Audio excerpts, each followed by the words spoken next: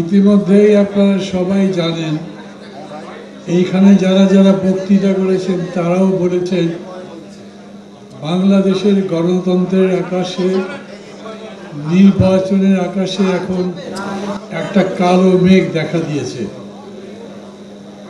যারা জীবন দিয়ে রক্ত দিয়ে সংগ্রাম করে এই দেশে ফ্যাসিবাদ উৎখাত করেছেন, তাদেরকে ডেকে নিয়ে বলা হয়েছে আওয়ামী লীগকে নির্বাচন করবার সুযোগ দিতে হবে।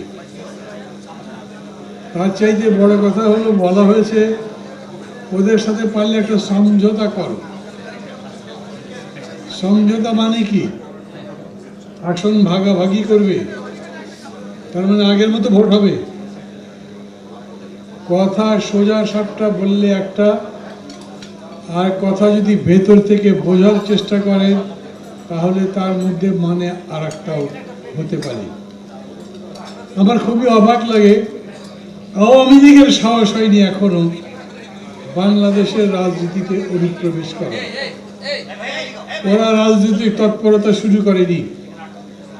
তারা মাঝে মাঝে চুরি টুরি করে বক্তৃতা করে ভিডিও দেয়, কিন্তু সভা করবে, সমিতি করবে, মিছিল করবে সেই জায়গায় নাই।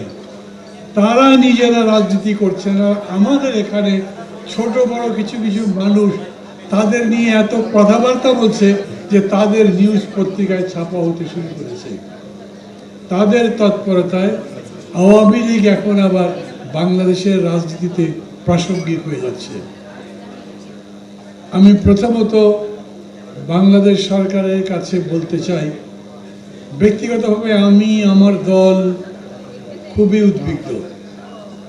সরকারের উচিত যার যেটা বলা উচিত নয়, যিনি যেটা বলতে পারেন না, তার কথা সম্পর্কে সরকারের একটা ব্যাখ্যা দিয়ে দেওয়া।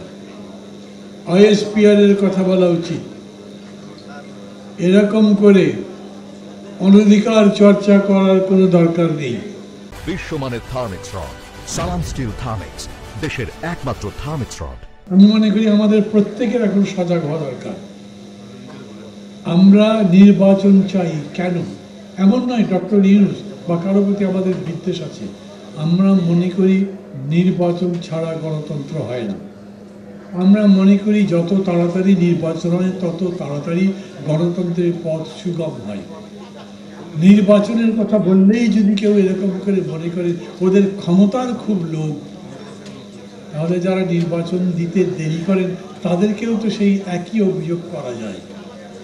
কোনো অভিযোগ পাল্টে অভিযোগ করবার দরকার নাই। দেশে গণতন্ত্র প্রতিষ্ঠার জন্যে যেহেতু নির্বাচনের কোনো বিকল্প নেই, অতএব যত তাড়াতাড়ি নির্বাচন দেওয়া যায় এবং জনগণের গণতান্ত্রিক অধিকার প্রতিষ্ঠা করা যায় ততই লাভ। আসুন আমরা সবাই সেই পথে যাই। আমাদের কারো প্রতি কোনো বিদ্বেষ নাই, কাউকে ঠেকাতে চাই না, কাউকে আটকাতে চাই না, এমনকি আওয়ামী লীগকেও নয়। কিন্তু আমরা জানি যত অন্যায় তারা করেছে মানুষ তাদেরকে গ্রহণ করবে না।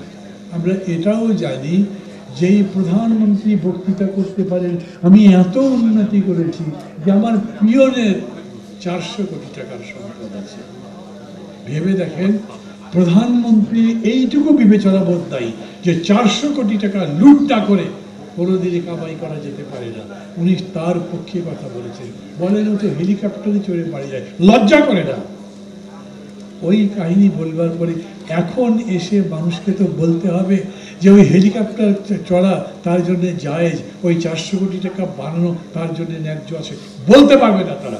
আমি মনে করি 15 বছর যে দুঃশাসন, সেই দুঃশাসনের পক্ষে কোনো ন্যারেটিভ মানে রাজনৈতিক বক্তব্য জনগণের সামনে দেবার মতো শক্তি তাদের নেই। এই জন্যে ওদের আমরা ভয় করি না। আমরা শুধু ভয় করি ওরা পরিবেশ নষ্ট করবে, বাগানটা নষ্ট করবে, গণতন্ত্রের যে যাত্রা আমরা শুরু করতে পারি তার পথে বিঘ্ন সৃষ্টি করবে।